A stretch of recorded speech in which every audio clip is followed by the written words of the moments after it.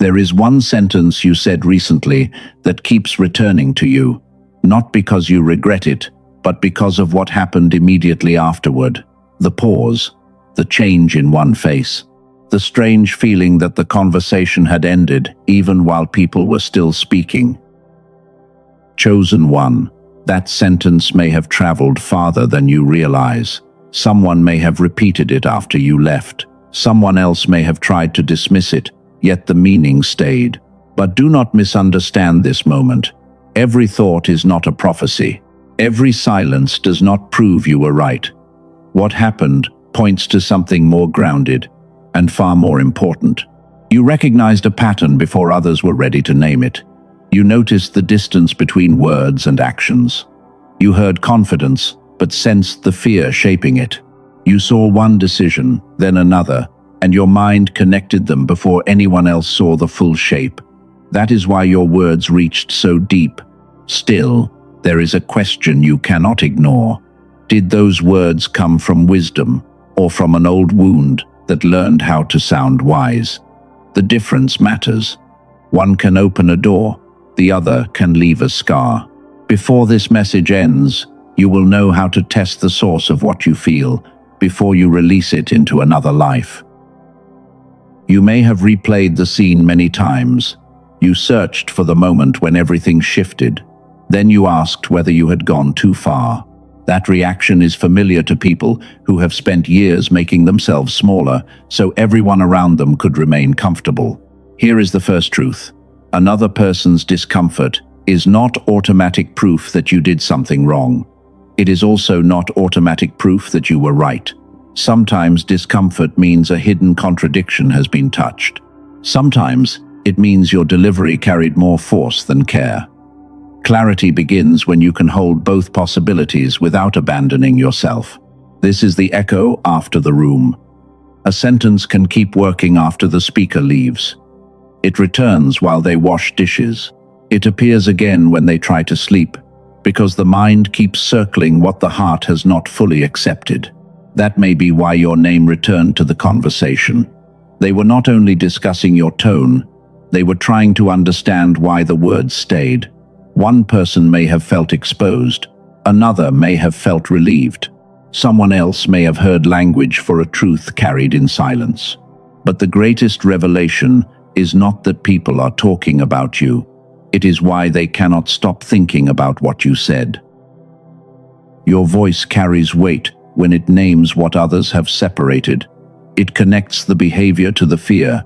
It connects the choice to the pattern. It connects the present moment to a wound everyone agreed not to mention. That ability can become a gift, but only when it is guided by discipline. So place one sentence in the comments. My voice will carry clarity. Do not write it to prove you are special. Write it as a commitment to become more precise, more responsible, and more honest about the state from which you speak.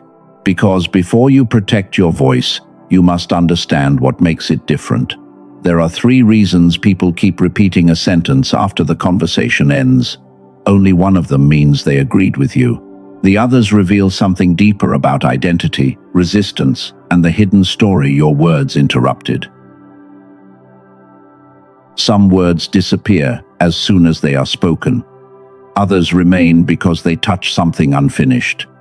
Your sentence stayed because it did more than offer an opinion. It gave shape to something another person had felt or avoided, but had never been able to explain. There are 3 reasons this happens. The first is recognition. You named an experience they already knew inside. Your words did not give them new information. They gave them language, and language can turn vague pressure into something impossible to ignore. The second reason is connection. You linked events they had kept separate. One broken promise looked small. One cold reply seemed harmless. One repeated choice felt accidental. Then your sentence placed those moments together, and the pattern became visible. What once looked random suddenly carried meaning. The third reason is identity. Your words challenged the story they used to feel safe. People tolerate advice when it leaves their self-image untouched. They struggle when a sentence reveals distance between what they value and how they actually live. That does not make them evil, it makes them human. This is the pattern beneath the sentence. Most people hear the words being spoken. You also notice what organizes those words.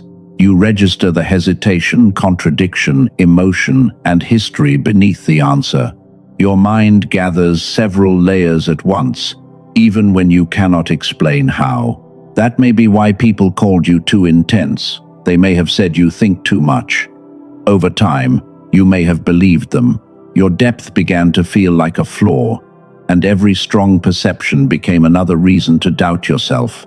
But depth is not the problem. Unchecked depth can become projection, while disciplined depth becomes discernment. The goal is not to silence what you notice. The goal is to test it before speaking, so truth is carried by clarity instead of emotional force. Use 3 questions. Is it accurate? Is it necessary? Can it help? These questions do not weaken your voice, they refine it. They create space between your first reaction and the words that enter another heart. That space is where responsibility begins. Imagine a future conversation. You do not rush. You do not raise your voice. You breathe, choose one precise sentence, and release it without demanding an immediate response. The room changes because your words are clean, not because they are loud. Yet another question remains. Why did this ability once feel more natural? As a child, you may have connected ideas without effort. You noticed moods before anyone explained them. Then, life became louder and heavier. Responsibilities increased. Stress became normal. The gift did not necessarily disappear. It may have been forced to travel through layers of fear, fatigue, and constant mental noise. That is why clarity can feel powerful one day and distant the next. The signal may still be present. The receiver may simply be overwhelmed. They remembered your sentence because it connected what they had separated. The next revelation is harder. You have also separated parts of yourself, and those parts are trying to speak through the noise. Silence can feel like a verdict, but silence is a process, not a conclusion. A person may need time when your words collide with the story they have used to protect themselves. Some people become quiet, some change the subject. Others answer too quickly because speed protects them from reflection. A few repeat your words later in another form. They do not prove you were right, but something may still be moving. This is the silent processing window. The deeper response may come later, when the body settles and the mind can examine what it resisted. That is why a sentence can be rejected in the room, then remembered alone at night. Chosen one, do not treat every silence as confirmation. Discernment cannot survive the need to always be right. Sometimes your insight is accurate, but your delivery is careless. Sometimes your intention is loving, but your conclusion is incomplete. Both truths can exist together. Return to the sentence you said. Remove the sharpness from your memory. Remove the expression on their face. Reduce the message to one neutral line. Then ask yourself one difficult question. Would this still feel true if it gave me no sense of power? That question exposes the difference between clarity and control. Clarity does not need humiliation. It does not weaken when another person refuses to agree. Control wants a reaction because the reaction becomes proof that the speaker mattered. Maybe you fear that you damaged the relationship. You may need to apologize for your delivery without denying the truth you tried to express. Repair does not always require self-betrayal. Place this sentence in the comments. I choose accuracy over approval. Let it become a private standard, not a performance. You are not promising to trust every feeling. You are promising to examine what you feel before fear or pride turns it into certainty. The deeper work begins here. You must learn the difference between signal and noise. Signal is quiet, specific, and steady. Noise is urgent, repetitive, and hungry for release. Signal can wait. Noise says that everything must be spoken now. Stress makes this distinction harder. Fatigue can make fear sound like intuition. Old rejection can make a neutral response feel hostile. Constant stimulation can scatter attention until every inner movement feels equally important. Then the mind struggles to test what it receives. This explains a painful contradiction. You can see another person's pattern, yet remain trapped inside your own. That does not make your gift false. Your own life simply carries more emotional noise. The solution is not to become colder. It is not to distrust every instinct. You need enough inner space for the true signal to separate from urgency, memory, and fear. Only then can your words become both sharp and safe. The silence after your sentence was not necessarily rejection. It was also not a crown. It was an invitation to become more responsible with what you notice. They may still be processing your words, but your task is to process the state from which those words came. The next question changes everything. Why can the same mind produce piercing insight in one moment, then fall into fog and doubt the next? The answer begins with what you receive, and the noise that prevents every part of you from working together. Before you speak the next truth, you need one test. Not a test of courage, not a test of intelligence, a test of source. Because the same sentence can open a door when it comes from wisdom, or leave a wound when it comes from pain. Ask yourself 3 questions. Am I speaking to help this person see, or to make them feel what I once felt? If they never admit that I am right, would I still need to say this? Can I express the same truth with less judgment and more care? This is the wound wisdom test. It does not silence your gift, it protects it. Wisdom wants freedom for the listener. A wound wants a reaction. Wisdom can wait for the right moment. A wound feels pressure to expose everything now.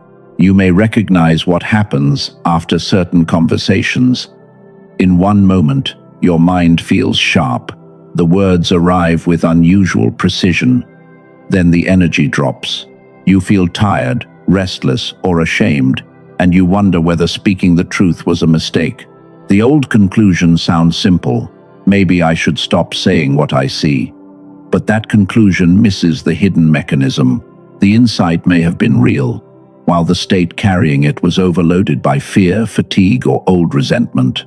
A true message can pass through a strained nervous system.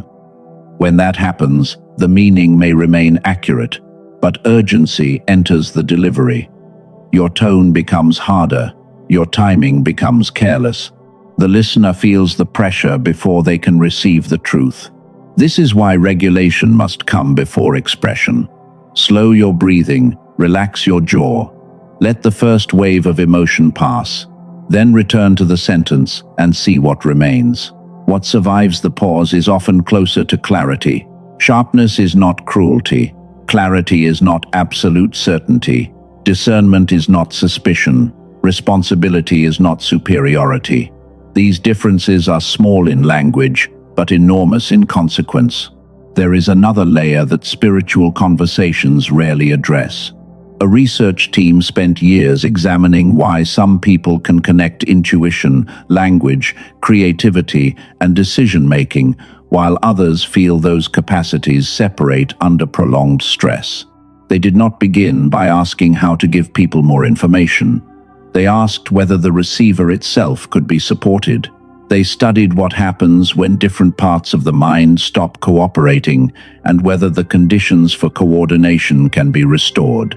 What they developed was not another lesson to memorize. It was designed to address the way the mind receives, connects, and translates what it already knows. I will return to that discovery after you understand what the receiver has been fighting. For now, let your shoulders fall. Unclench your hands. Release the need to solve everything in this moment. A disturbed surface cannot reflect clearly, even when the light above it has never changed. Your gift may not be gone. Your truth may not be weak. The water may simply have been stirred for too long. So, hold one question as we continue. What if your inner guidance did not disappear, but the systems translating it stopped working together? You did not lose the gift. You may have lost easy access to it. There is a difference. One means the power disappeared. The other means the path became crowded by stress, responsibility, fatigue, and years of learning to distrust what once felt natural. Think back to childhood. You may have learned through images, questions, stories, and sudden connections. Curiosity moved faster than fear. You could imagine several possibilities at once, then follow the one that felt alive. You noticed moods without being taught. You connected details adults treated as separate. You created without asking whether the result would impress anyone. Your mind did not divide wonder from logic or feeling from thought. Then life became louder. School rewarded certain answers. Pressure rewarded speed. Responsibility rewarded survival. Sleep became lighter. Attention scattered. And constant input left little space for ideas to settle into meaning. A mind under constant demand may still receive insight, but struggle to organize, express, and apply it. That is why you can guide someone else clearly, then feel trapped inside your own decision. Their situation reaches you as a pattern. Your situation carries memory, fear, hope, and consequences. The signal remains, but the noise is personal. You may have called this hypocrisy. You may have wondered whether your wisdom was false, but recognition and application are not the same process. A person can see a problem while lacking the inner space required to choose a response. This is the translation gap. It is the distance between what you feel, what you understand, what you can express, and what you are clear enough to do. Many people collect more knowledge, while this gap grows wider. The answer is not always more information. Sometimes it begins with less input, fewer voices, more sleep. A short period without stimulation. One written question that allows the mind to gather around a single decision. Earlier, I mentioned a team that did not treat this as a character problem. They treated it as a coordination problem. Their question was direct. If different capacities of the mind stop working in concert, can the conditions for synchronization be deliberately supported? That question matters because intuition needs language, creativity needs direction, logic needs emotional context, memory needs attention. When these capacities stop cooperating, a person may feel divided even while every part is still present. You do not need to become someone new. You may need to restore cooperation between parts of you that learned to survive separately. That is the threshold we are approaching. The research connects a finding about the two sides of the brain with the experience of fog, hesitation, and lost creative confidence. It does not replace spiritual practice, personal action, sleep, or medical care, but it offers another way to understand the receiver, not as broken, not as unworthy, not as permanently closed, as a system that may respond when the conditions for coordination are supported. The next revelation is not about receiving another message from outside yourself. It is about helping intuition, language, memory, and decision-making enter one room. The missing piece is not another truth to repeat. It is the capacity to bring intuition, language, memory, and decision-making into the same room. You understand the problem. Now it is time to close the loop. Mental fog is not always a failure of faith. Hesitation is not always laziness. A person can pray, journal, meditate, and still struggle to turn insight into action, because the receiver may be carrying too much internal noise. The program presentation points to research by Dr. Roger Sperry on the divided brain. His work on how the two hemispheres process information contributed to the Nobel Prize in 1981.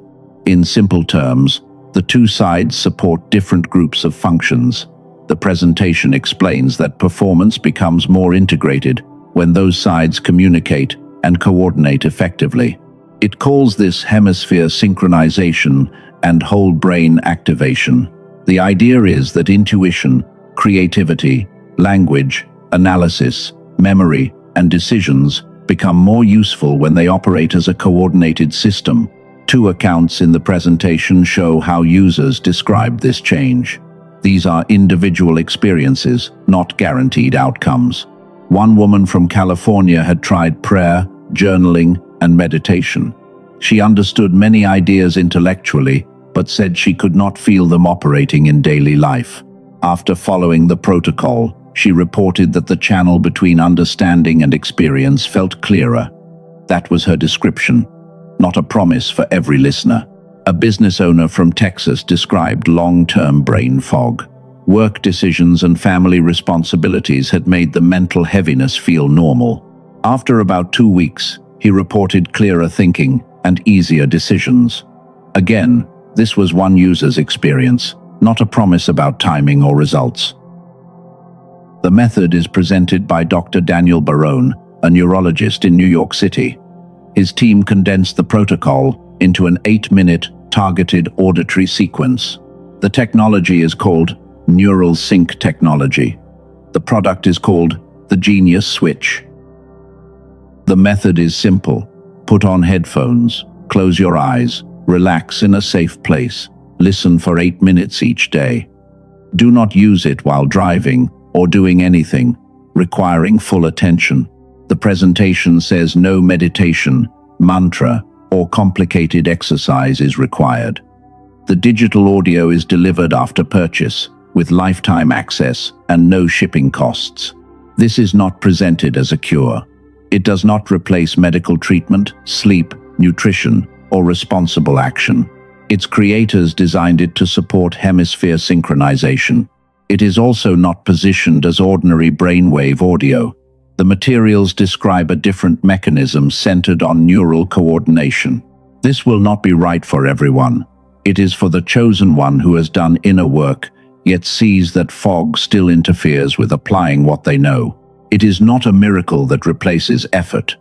Buying it does not prove faith or worth. Declining it does not make anyone less chosen. This is a practical option, not an identity test. The presentation says colleagues considered the protocol worth as much as $500. It also compares the cost with in-person neurofeedback and expensive home equipment. The listed price is $49. The linked page shows an additional discount, bringing the current price to $39. Prices and terms can change, so review the official page before deciding. The purchase includes 4 digital bonuses. They are a guided visualization, a smart grocery shopping guide, a classic manifestation book, and a printable infographic covering 5 habits for an ideal future. The page also presents a full money-back guarantee and lifetime digital access. Read the exact guarantee terms, because those terms govern any refund request. Maybe you have tried meditation audio before. This program describes a different mechanism, but you do not need blind faith. Read the explanation and decide what fits. Maybe $39 is still meaningful money. That is true. Only purchase when it fits your budget. A guarantee can reduce risk, but it should not replace judgment. The product file states that the official sequence is distributed only through the provider's website. Audio, using similar names on public platforms, should not be assumed to be the same product. Use the official link in the description or pinned comment. The page currently displays $39, but the material warns that this price may increase. Open the page while the current offer is displayed. Read everything carefully, then decide from clarity, not pressure. Whether you choose this tool or another path, the deeper principle remains. Your clarity deserves care. A gift that is never restored, regulated, and trained can become a burden. Now return to the sentence that began this message. Its deepest meaning was never about the people discussing you. It was about the condition inside you when truth became language, and the responsibility that begins when your voice becomes clear. Return to the sentence that changed the room. Its power did not come from making someone uncomfortable. It came from making avoidance harder. Your words placed a hidden pattern in plain sight, and once a pattern is seen, it cannot be unseen. But the next stage is not about proving that you can see deeply. It is about learning how to carry what you see. This is the stewardship shift. You move from saying, "I notice what others miss," to saying, "I am responsible for how I test and deliver what I notice." The first principle is precision before intensity. Strong emotion can make a sentence feel important, but precision gives it lasting value. Ask what is actually true. Remove every detail added by fear. Keep only what can stand without exaggeration. The second principle is permission before intervention. Not every truth must be spoken the moment it appears. Some people are not asking for your insight. Some situations require a boundary, not an explanation. Wisdom knows that silence can protect truth from becoming performance. The third principle is release after expression. Say what is necessary, then release the demand for a certain reaction.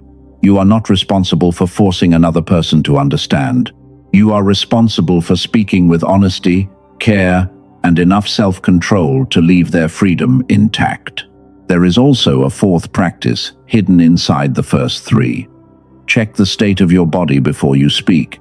If your chest is tight and your thoughts are racing, give the truth enough time to become clean. This is where wisdom separates from the wound. Wisdom wants the listener to become free. The wound wants the listener to admit that you were right. Wisdom can wait. The wound feels urgency. Wisdom may remain quiet. The wound fears that silence means defeat. Imagine waking with less noise in your mind. You know the one task that matters. You recognize which conversation deserves your energy and which one only invites another cycle of defense. Your words become fewer, but they carry more weight. You stop explaining yourself to people committed to misunderstanding you. You stop chasing agreement from those who benefit from your confusion. You become calm enough to set a boundary without turning it into a punishment. That is what restored clarity looks like in daily life. It is not constant certainty. It is the ability to notice, test, choose, and act without abandoning yourself whenever another person becomes uncomfortable. The goal was never to make everyone listen. The goal was to become so clear that you no longer leave yourself when they do not. There is one final attachment you must release. It is the need to know what everyone thinks about you. That need feels innocent, but it quietly hands your peace to people who may never understand your path. You may believe that their agreement will finally prove your words were true. You may imagine that one apology, one message, or one confession will let you rest. But clarity that depends on outside approval remains fragile. Here is the deeper mechanism. When you search for confirmation, your mind begins interpreting every silence, glance, and delay as evidence. The signal becomes mixed with expectation. Soon, you are no longer listening for truth. You are listening for proof that you mattered. The old belief says, "I will be at peace when they admit I was right." The new understanding is different. Peace begins when your actions match what you know, even while another person remains unwilling to agree. So choose one practical decision. Set the boundary you keep postponing. Finish the work you keep delaying. Apologize for the way you spoke, without denying the truth underneath it. Or stop explaining yourself to someone who has already decided not to hear you. You do not need a dramatic sign before acting. A clear decision often feels quieter than fear expects. It may not create applause, but it ends the inner conflict that has been draining your strength. This is the decision that proves your clarity. Not a comment, not a dramatic declaration, a quiet action that brings your outer life into alignment with what your inner life has already recognized. Maybe a part of you still doubts the tool described earlier. That is healthy. An 8-minute audio cannot solve an entire life, and it should never replace sleep, medical care, emotional work, or responsible choices. Maybe you have tried many methods before. You do not need to believe another promise. Read the mechanism, review the terms, consider your budget, then decide whether the approach fits the support you need right now. Maybe you fear that your gift has disappeared. It has not been proven gone. You may simply be tired, overloaded, or disconnected from the conditions that once helped your mind work together. For those who felt a clear connection with the neural synchronization tool described earlier, the official information remains linked below. Read it carefully and decide without pressure. The right tool should support your agency, not replace it. Then return to your own life. What will you do with greater clarity? Will you protect your time? Will you complete the decision you keep circling? Will you speak one clean sentence, then release the outcome? There is still one question left. What exactly did that original sentence reveal about you? Return once more to that room. Remember the pause. Remember the face that changed. Remember the moment. You wondered whether you had said too much. Now see it differently. The sentence mattered, but not only because of what it revealed about them. It marked a moment when you stopped abandoning what you knew, just to keep the room comfortable. That is why the energy changed. You were no longer fully available for the old agreement, the agreement that said, you must soften every truth until no one feels challenged. The agreement that said your peace depends on being understood. They may have been reacting to the content of your words, but they were also reacting to a person beginning to trust their own perception. A person learning to bring the invisible into language. A person becoming less willing to participate in confusion. This does not make you perfect. It does not make every interpretation correct. It means you have reached a point where your depth must be joined with discipline, humility, and care. They were not only talking about the sentence, they were responding to the change behind it. You had begun moving from self-betrayal towards self-trust, and people can feel that shift before they understand it. Your task is not to become harder, it is to become steadier. A steady person can remain open to correction without surrendering every perception. A steady person can apologize for harm without returning to silence. The final revelation is simple. Your voice is not powerful because it can cut. It is powerful because it can reveal without losing love. It can name a pattern without turning a person into the pattern. It can protect truth without worshipping control. You do not lack depth. You need clarity. Clarity is not absolute certainty. It is the ability to see, test, speak, and act without allowing fear or ego to take control of the message. You may never know every conversation that followed. You may never receive the apology or acknowledgement you imagined, but you do not need access to every private reaction in order to honor what this moment taught you. So let these words become your declaration. I am not here to win every argument. I am here to carry truth with care. I do not confuse intensity with clarity. I do not confuse silence with rejection. I test what I perceive. I regulate what I feel. I speak when love and truth can stand in the same sentence.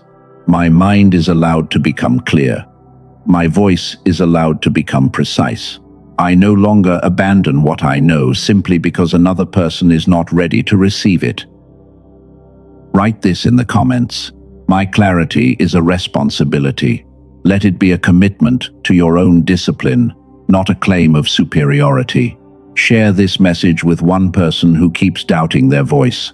Send it to someone who has learned to stay silent, not because they lack truth, but because they fear the cost of being seen. Chosen one, they may continue talking about what you said. Let them process it. Your assignment is no longer to chase the echo. Your assignment is to become clear enough that every word you release carries truth without losing love.